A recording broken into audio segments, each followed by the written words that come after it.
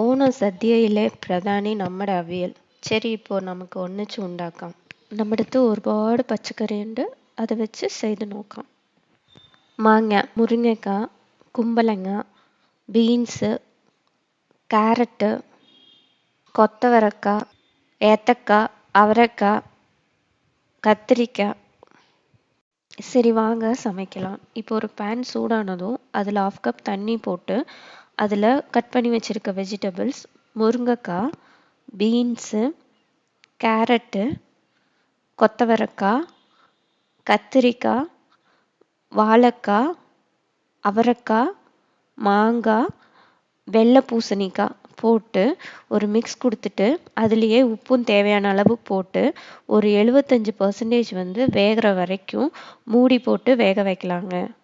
இப்போ ஒரு மிக்ஸி ஜாரில் ஒரு கைப்பிடி அளவுக்கு தேங்காய், 3 பச்சை மிளகா, கொஞ்சமாக சீரகம் நல்லா ரஃப்பாக மிக்சியில் அரைச்சிக்கலாங்க.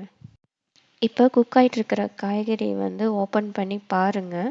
அதோட கலர் பார்த்தாலே உங்களுக்கு தெரியும், நல்லா வெந்திருக்கும். ஆனால் கலரே சேஞ்ச் ஆகாது. இந்த ஸ்டேஜ் தாங்க கரெக்டு.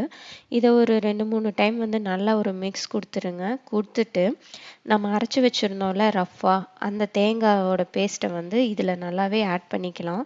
ஆட் பண்ணிவிட்டு கலரும்போது உங்களுக்கு தண்ணி பத்தாமல் ரொம்ப ரஃப்பாக இருக்கிற மாதிரி தெரிஞ்சதுன்னா லைட்டாக இதுலேயே தண்ணி ஆட் பண்ணிக்கங்க.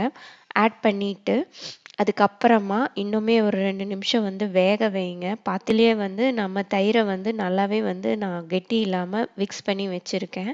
இந்த தயிரையும் ஆட் பண்ணி ஒரு 2 to 3 மினிட்ஸ் லோ ஃப்ளேம்லேயே வச்சு நல்லாவே கலரி கொடுத்துட்டே இருங்க. காயும் உடையாமல் ஸ்லோவாக கலரி கொடுங்க. நல்லா டேஸ்டான க்ரீமியான அவியல் நமக்கு சீக்கிரமாகவே ரெடி ஆயிருங்க.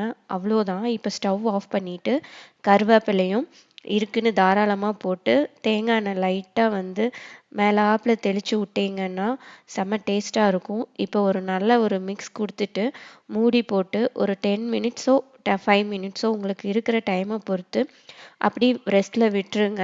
அதுக்கப்புறமா நீங்கள் ஓப்பன் பண்ணி பாருங்கள். செம க்ரீமியான ஸ்ட்ரக்சரில் எல்லா வித நியூட்ரிஷனும் சேர்ந்த மாதிரி அத்தனை காய்கறிகளோடவும் நமக்கு அவியல் கிடைக்கும்.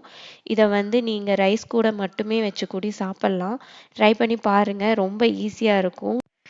ಈ ಅವಿಯಲ್ದ ಟೇಸ್ಟ್ ಅಡಿಪೊಲಿಯಾನು.